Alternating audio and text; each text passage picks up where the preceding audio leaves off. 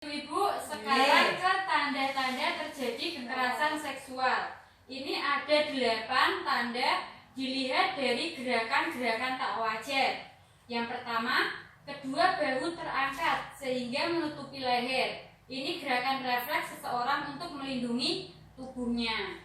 Yang kedua, siapa yang mau baca, Bu? Saya, Bu. Ya, Bu Ika, silakan. Kepala tertunduk ke dalam. Ya, kepala tertunduk ke dalam. Berikan tepuk tangan untuk Bu Ika. Kemudian yang ketiga, kedua tangan dan kaki menyimpul erat. Yang keempat, lutut tertekuk ke dalam. Yang kelima, tubuh menekuk. Yang keenam, mata berkedip-kedip. Yang ketujuh, wajah pucat pasi. Kemudian contohnya seperti ini ya, Bu. Tanda-tanda terjadinya kekerasan seksual dilihat dari gerakan-gerakan yang wajar. Kemudian ini ada tanda-tanda yang lain, Bu. Ini ada tanda-tanda terjadi kekerasan seksual dilihat dari gejala fisik. Nomor 1, siapa yang mau baca, Bu?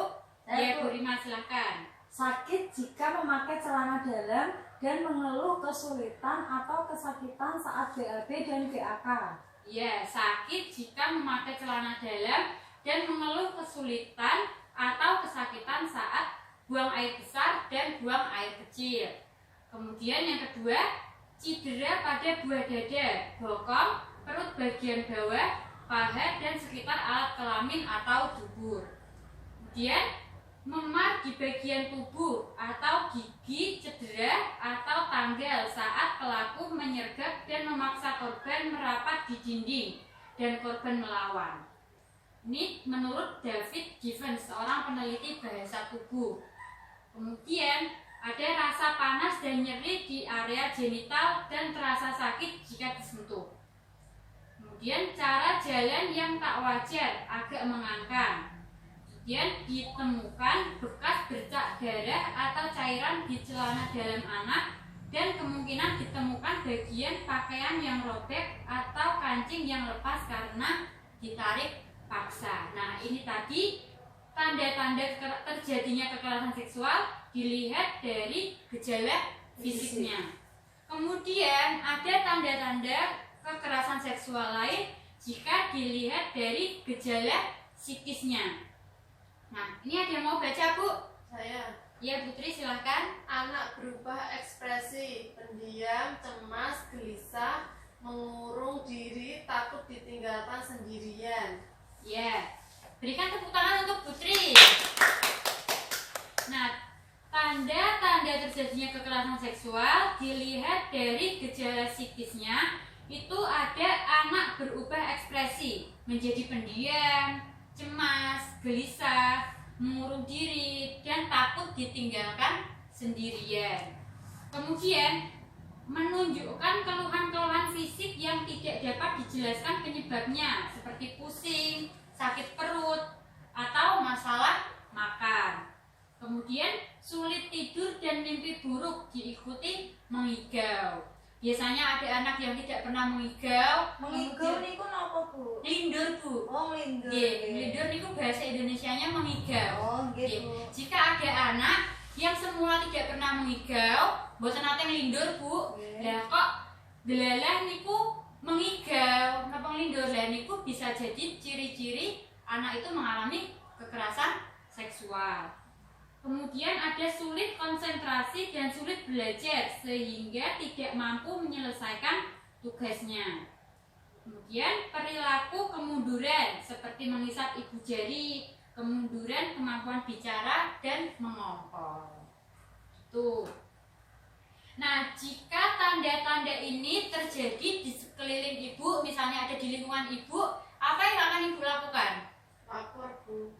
Lapor, pintar Putri, bagus sekali. Tepuk tangan untuk Putri. Lapor kepada siapa, Bu? Kepada lurah. Lapor kepada Pak Lurah, ya bisa. Kemudian apa lagi, Bu?